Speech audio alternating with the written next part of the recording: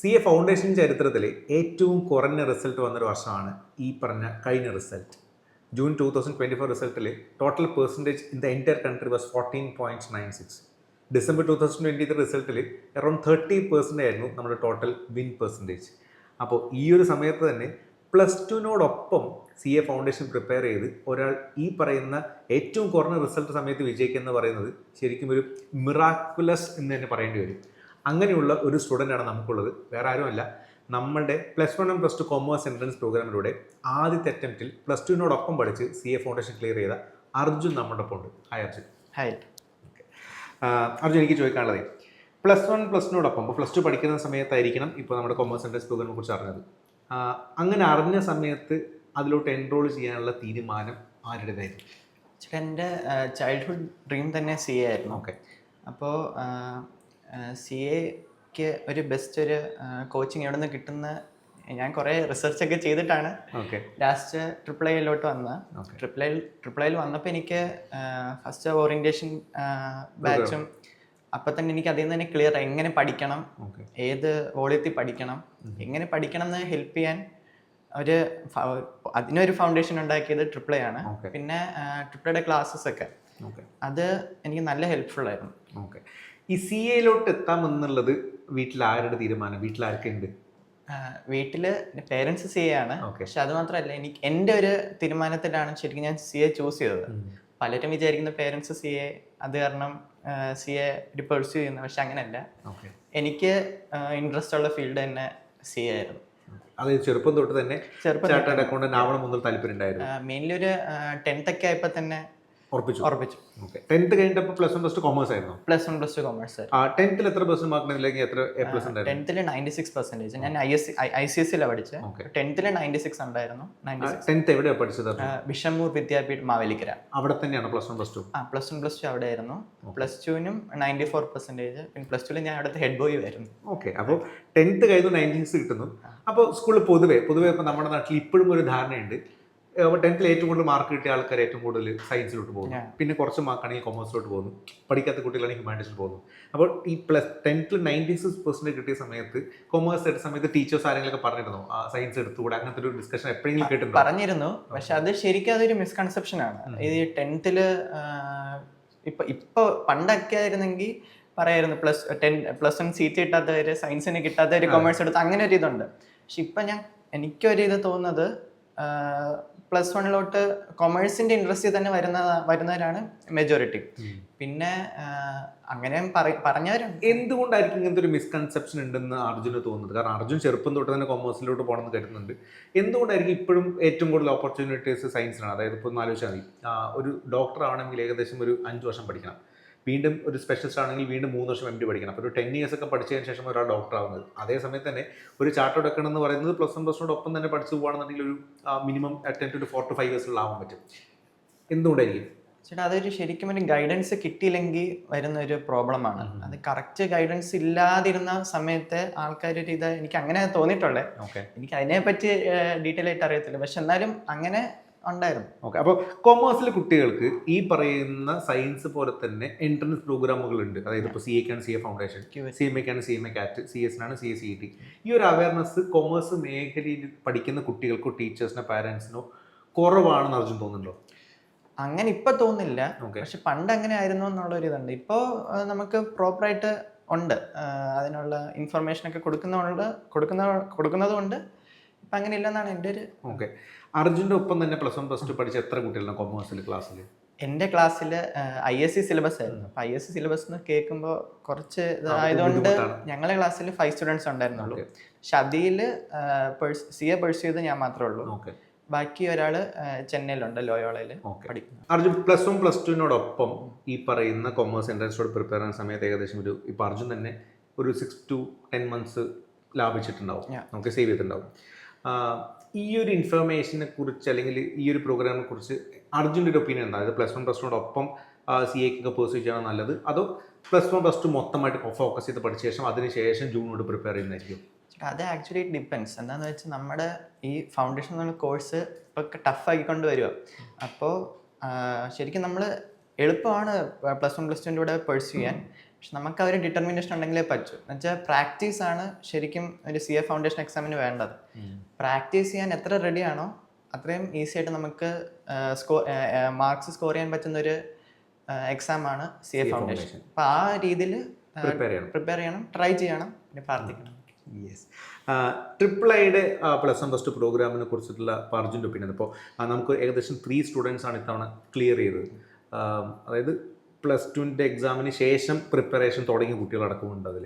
അപ്പോൾ അതിൻ്റെ ആ പ്രോഡക്റ്റിനെ കുറിച്ചുള്ള അർജുൻ്റെ ഒരു ഒപ്പീനിയൻ എന്താണ്? ആക്ച്വലി എനിക്കൊരു ആദ്യം ഒരു ഡൗട്ട് ഉണ്ടായിരുന്നു, whether I will be able to do it. അത് +2ൻ്റെ കൂടെ ഇത് അത് ICSE ആണ് പഠിക്കുന്നത്. അതെ, ICSE ആണ് പഠിക്കുന്നത്. പക്ഷെ എനിക്ക് ഒരു യൂസ്ഫുൾ ആയിട്ട് ട്രിപ്പിൾ ഐയുടെ ഒരു ഹെൽപ്പ് വന്നതെന്താണെന്ന് വെച്ചാൽ എൻ്റെ ബോർഡ് എക്സാം സമയത്തൊന്നും ട്രിപ്പിൾ ഐ ഒരു വീഡിയോസ് ഇട്ടില്ല മറ്റേ നമ്മുടെ സ്റ്റഡി മെറ്റീരിയൽസ്. അപ്പോൾ അവർ നമ്മുടെ സ്റ്റുഡൻസിൻ്റെ ഇത് അറിഞ്ഞിട്ടാണ് അവർ നമ്മളെല്ലാ സ്റ്റഡി മെറ്റീരിയൽസും എല്ലാം അയച്ചു തന്നതും. അവർ കുറച്ചും കൂടി ഡീപ്പായിട്ട് ശരിക്കും പഠിക്കാൻ പറ്റിയത് ലാസ്റ്റ് ഒരു 3 months. ശരിക്കും 3 months മോർ ദാൻ ഇനഫ് ആണെന്നാണ് പറയുന്നത് ഇൻസ്റ്റിറ്റ്യൂട്ട് തന്നെ. പക്ഷെ അതെനിക്ക് അറിയത്തില്ല എത്രയാണ്. നമുക്ക് ഫൗണ്ടേഷനിലോട്ടൊന്ന് കോൺസെൻട്രേറ്റ് ചെയ്ത് പഠിച്ചാൽ ക്ലിയർ ചെയ്യാൻ പറ്റുന്നത്. അപ്പോൾ ആ സമയത്ത് നമ്മുടെ ഫാക്കൽറ്റീസിൻ്റെ ഹെൽപ്പ് വളരെ യൂസ്ഫുൾ ആയിരുന്നു എനിക്ക്. പിന്നെ ടെസ്റ്റ് സീരീസ്, അപ്പോൾ ടെസ്റ്റ് സീരീസ് ഞാൻ ടെസ്റ്റ് സീരീസ് ആണ് കൂടുതലും ഫോക്കസ് ചെയ്തതെന്ന് വെച്ചാൽ പ്രാക്ടീസ് ചെയ്താൽ നമുക്ക് ആ സ്പീഡ് വരത്തുള്ളൂ. ഇഷ്ടപ്പെട്ട കുറച്ച് ക്ലാസ് ഇപ്പോൾ നമ്മുടെ ഏകദേശം ടോപ്പിക്സ് നോക്കുന്ന സമയത്ത് കുറച്ചുകൂടെ നന്നായിട്ട് ഇഷ്ടപ്പെട്ട ഒരു ക്ലാസ് ചോദിച്ചിട്ടുണ്ടെങ്കിൽ ഏതായിരിക്കും പറയാം ട്രിപ്പിൾ ഐയുടെ? സബ്ജക്റ്റ് ആണ്. അതെ, എനിക്ക് ശരിക്കും അങ്ങനെ പറയാൻ എനിക്ക് പറ്റത്തില്ല. എന്താ വെച്ചാൽ എല്ലാ ഫാക്കൽറ്റീസും ബെസ്റ്റ് ആയിരുന്നു. എനിക്ക് അക്കൗണ്ട്സും ലോ ആണ് ഞാൻ പഠിക്കാത്ത ഒരു സബ്ജക്റ്റ്. ഇപ്പം അഖില മാമിൻ്റെ ക്ലാസ് കേട്ടു. അതെ, അഖില മാമിൻ്റെ ക്ലാസ്സും ഹെൽപ്ഫുൾ ആയിരുന്നു. ഓക്കെ, ഒരു ബേസിക്സ് ഇപ്പോൾ ഒരു ഫൗണ്ടേഷൻ ഓൾറെഡി പ്രിപ്പയർ ചെയ്യുന്ന ഒരു കുട്ടിയെ സംബന്ധിച്ചിടത്തോളം ഒരു +1 +2 കഴിഞ്ഞിട്ട് പിന്നെ ഒരു ഫൗണ്ടേഷൻ ക്ലിയർ ചെയ്തിട്ട് പിന്നെ നമ്മൾ പോകുന്നത് ഇന്റർലോട്ടാണ്. അതുപോലെ തന്നെ ഇപ്പോൾ അർജുൻ ഇന്റർലോട്ട് ജോയിൻ ചെയ്യുന്ന സമയത്ത് ഈ ഒരു ബെഞ്ചിൽ ഏറ്റവും കൂടുതൽ ഇന്റർ സ്റ്റുഡൻസ് ഉണ്ടാവുക ഡയറക്റ്റ് ഇന്റർ സ്റ്റുഡൻസ് ആണ്. കാരണം ഈ ഒരു ഫൗണ്ടേഷൻ ബാച്ചിൽ +2 കഴിഞ്ഞിട്ടുള്ള കുട്ടികളുടെ എണ്ണം കുറവായിരിക്കും. അപ്പോൾ അതുകൊണ്ട് തന്നെ ഈ ഒരു പാത്തിലോട്ട് പോകുന്ന സമയത്ത് should students who are willing to pursue CA അവർ ഡിഗ്രി കഴിഞ്ഞ ശേഷം ഇന്ററിന് പോകുന്നതാണോ നല്ലൊരു ഓപ്ഷൻ, അതോ +1 +2 കഴിഞ്ഞിട്ട് ഫൗണ്ടേഷൻ അറ്റംപ്റ്റ് ചെയ്ത് പോകുന്നതാണോ? ചേട്ടാ, അതും ഇറ്റ് ഡിപ്പെൻസ്. എന്ന് വെച്ചാൽ ചിലർക്ക് കോളേജ് മറ്റേ ഒരു ഡിഗ്രി എക്സ്പീരിയൻസ് കഴിഞ്ഞിട്ട് വരണം എന്നുള്ളവർ കാണും. പിന്നെ നമുക്ക് ഏറ്റവും ഫാസ്റ്റസ്റ്റ് റൂട്ട് എപ്പോഴും ഫൗണ്ടേഷൻ എഴുതി വരിക എന്നുള്ളത് തന്നെയാണ്. ഇൻസ്റ്റിറ്റ്യൂട്ട് പ്രിഫർ ചെയ്യുന്നതും അങ്ങനെയൊക്കെ തന്നെയാണ്. പക്ഷേ അത് ഓരോ ആൾക്കാരുടെ ഓരോ സ്റ്റുഡൻസിൻ്റെയും ഇഷ്ടം പോലെ ഇരിക്കും. ഓക്കെ, ഇപ്പോൾ +1 +2നോടൊപ്പം തന്നെ CA ഫൗണ്ടേഷൻ പ്രിപ്പയർ ചെയ്യുന്നതോടൊപ്പം അല്ലെങ്കിൽ ഇപ്പോൾ ഒരു ഡിസംബറിലൊക്കെ നമ്മൾ സ്റ്റാർട്ട് ചെയ്യുന്നത് കരുതും. ഇപ്പോൾ നമ്മൾ കുറച്ചുകൂടി ആപ്ലിക്കേഷൻ ലെവലിലാണ് CA ഫൗണ്ടേഷൻ്റെ കാര്യങ്ങൾ പഠിക്കുക. അപ്പോൾ അതുകൊണ്ട് തന്നെ അത് നമ്മളുടെ +1 +2 ബോർഡ് എക്സാംസിന് വേണ്ടിയിട്ട് ഹെൽപ്ഫുൾ ആവാനുള്ള സാധ്യതയുണ്ടോ?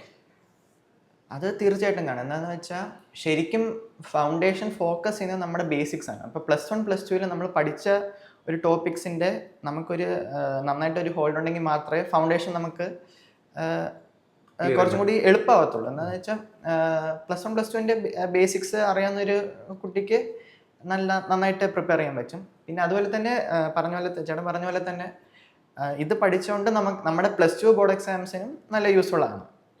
പാരലലി നമുക്കത് കോൺട്രിബ്യൂട്ട് ചെയ്യാൻ പറ്റും. അർജുൻ്റെ ഒരു ഇമ്മീഡിയറ്റ് പ്ലാൻ അല്ലെങ്കിൽ ഇപ്പോൾ ഒരു CA ആവാൻ ആഗ്രഹിക്കുന്നതിൻ്റെ ഒരു 2 റീസൺസ് എന്താണെന്ന് ചോദിച്ചാൽ എന്തായിരിക്കും പറയുക? Why do you want to become a chartered accountant? എൻ്റെ പേരൻസ്, അവരുടെ ഒരു സപ്പോർട്ടും പിന്നെ അവരുടെ ഒരു മോട്ടിവേഷൻ ഉണ്ട്. പിന്നെ നല്ല ഓപ്പർച്യൂണിറ്റീസ് ഉള്ള ഒരു ഏരിയയാണ് CA. എന്താണെന്ന് വെച്ചാൽ 2047 ഇന്ത്യ ഒരു എക്കണോമിക് പവർ ആവണം, ഫസ്റ്റ് ആവണം എന്നുള്ള ബേസിസിൽ ഇപ്പോൾ ഗവൺമെൻറ് തന്നെ പുഷ് ചെയ്യുന്നുണ്ട്.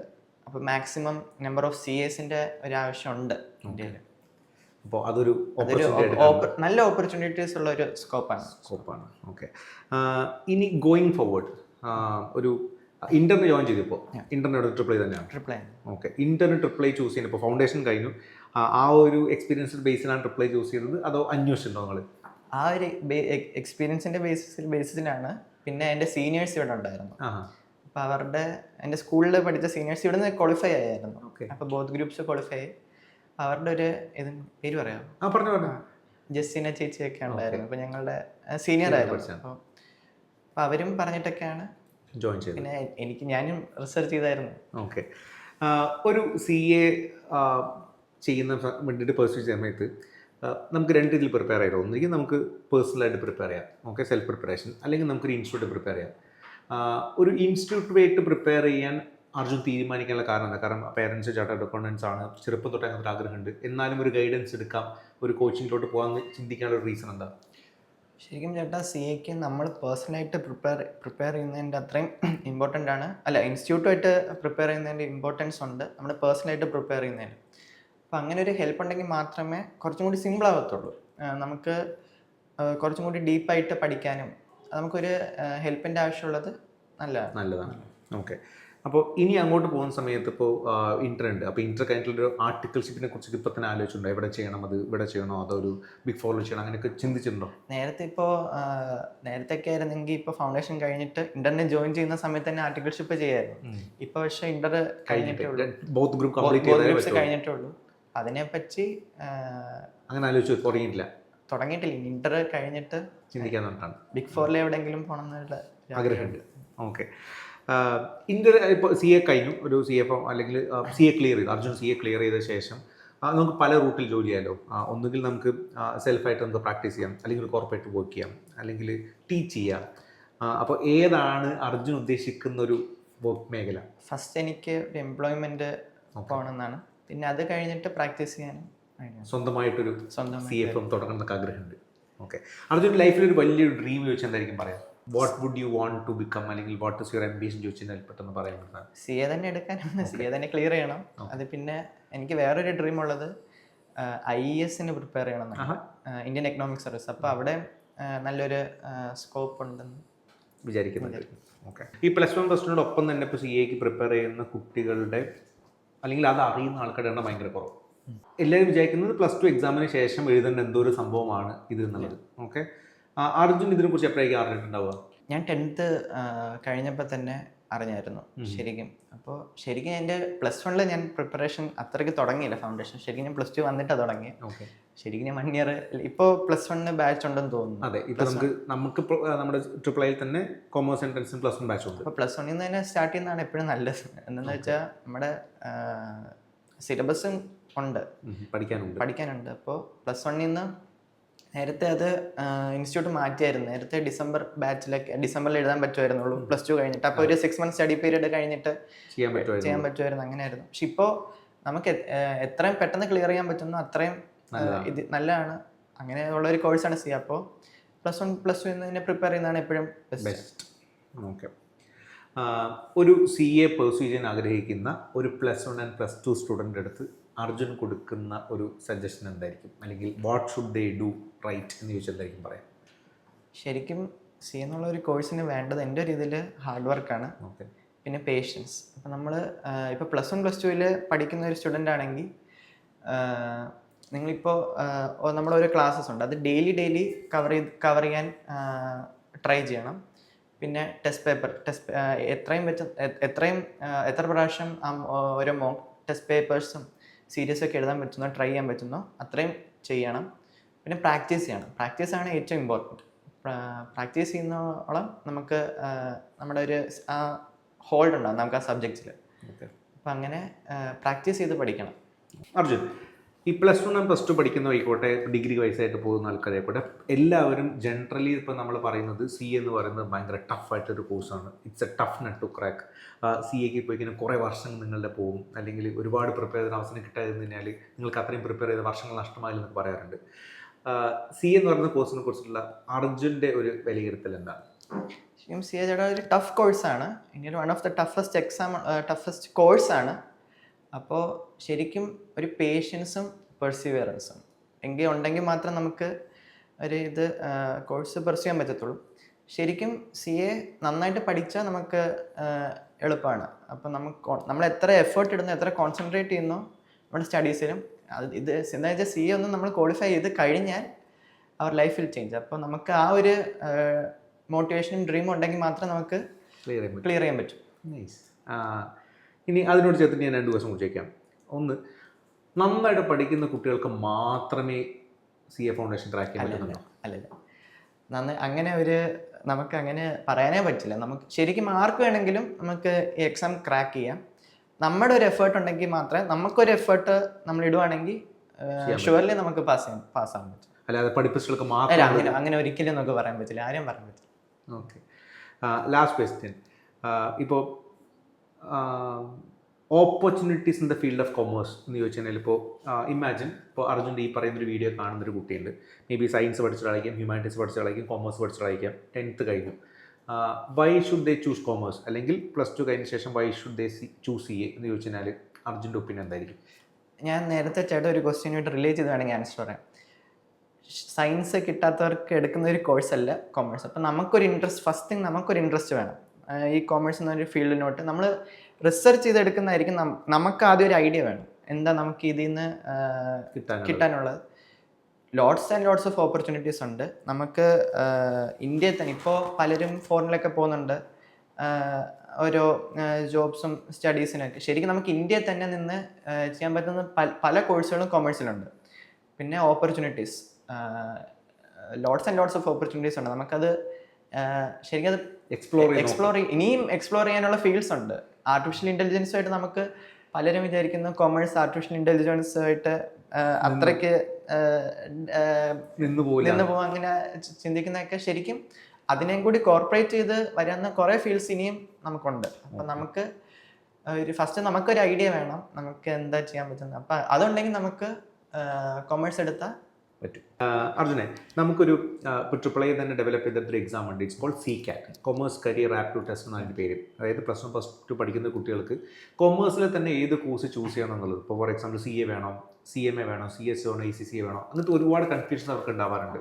അപ്പോൾ ആ മേഖലയിൽ ഇപ്പോൾ സയൻസിലൊക്കെ ആണെങ്കിൽ ഒരുപാട് പേർക്ക് 10th ക്ലാസ് കഴിയുന്ന സമയത്ത് തന്നെ എന്തിന് പോകണം എന്നുള്ളതിനെ കുറിച്ചൊക്കെ തോട്ട് പ്രോസസ്സ് ഉണ്ടാവും. പക്ഷേ കൊമേഴ്സിൽ കുട്ടികൾക്ക് പൊതുവെ അവരങ്ങനെ സീരിയസ് ആയിട്ട് ചിന്തിക്കുന്നത് പൊതുവെ കാണാറില്ല. എന്നാൽ ഒരു കുട്ടികൾ അങ്ങനെ ചിന്തിക്കുന്ന ആൾക്കാരുണ്ട്. അപ്പോൾ ഒരു കൊമേഴ്സ് കരിയർ ആപ്റ്റിറ്റ്യൂഡ് ടെസ്റ്റ് കൊണ്ടുവരുന്ന സമയത്ത് അവരുടെ ആപ്റ്റിറ്റ്യൂഡിനനുസരിച്ചുള്ളൊരു കോഴ്സ് തിരഞ്ഞെടുക്കാൻ പറ്റുമെങ്കിൽ അവർക്കത് ഹെൽപ്ഫുൾ ആയിരിക്കും. What do you think? Actually നല്ല ഹെൽപ്ഫുൾ ആയിരിക്കും. അങ്ങനെ ഒരു ഇനിഷ്യേറ്റീവ് ഞാൻ ഇതുവരെ ആലോചിച്ചിട്ടില്ല, പക്ഷെ എനിക്കറിയത്തില്ലായിരുന്നു. ഓക്കെ, പക്ഷെ അത് ശരിക്കും നല്ലൊരു ഇനിഷ്യേറ്റീവാണ്. എന്താണെന്ന് വെച്ചാൽ നമുക്ക് ഓരോ സ്റ്റുഡൻറ്റ് ചിലപ്പോൾ ഐഡിയാസ് ഇല്ലാത്തൊരു ഇതുവരെ കരിയറിൽ നമുക്ക് ഡിസൈഡ് ചെയ്യാൻ പറ്റാത്തവർക്ക് അത് വളരെ ഹെൽപ്ഫുൾ ആയിരിക്കും ഒരു ഇത്. അങ്ങനെ എക്സാംസ് ഒക്കെ നല്ലതാണ്. Okay, thank you so much Arjun. Okay, അപ്പോൾ അർജുനെ പോലെ അല്ലെങ്കിൽ അർജുൻ്റെ പാതകൾ പിൻപറ്റി അല്ലെങ്കിൽ അർജുൻ ഒരു ഇൻസ്പിറേഷൻ ആവാൻ ഉറപ്പായിട്ട് ഇത് കാണുന്ന ആൾക്കാർക്ക് സാധിക്കും. എസ്പെഷ്യലി കൊമേഴ്സ് മേഖലയിലെ കോഴ്സുകളുടെ ഓപ്പർച്യൂണിറ്റീസ് എന്താണ്, കൊമേഴ്സിലെ ഈ പറയുന്ന ഏറ്റവും റെലവൻ്റ് ആയിട്ടുള്ള കോഴ്സുകൾ കൊമേഴ്സ് എൻട്രൻസിൽ പ്രിപ്പയർ ചെയ്യാൻ പറ്റുമെന്നൊക്കെ ചിന്തിക്കുന്ന ഒരുപാട് പേരൻസും ടീച്ചേഴ്സും സ്റ്റുഡൻസും നമ്മുടെ നാട്ടിലുണ്ട്. അപ്പോൾ അവർക്കെല്ലാവർക്കും അർജുൻ ആൻഡ് അർജുൻ്റെ കൂട്ടത്തോടെ ഇതിൽ നമ്മുടെ കൊമേഴ്സ് പഠിച്ച് പാസ്സായ ഫസ്റ്റ് അറ്റംപ്റ്റിൽ ഫൗണ്ടേഷൻ പാസ്സായ കുട്ടികൾ എല്ലാവരും പ്രചോദനമാകട്ടെ എന്നാണ് നമുക്ക് പറയുന്നത്. So thank you so much for your time. All the best. Thank U.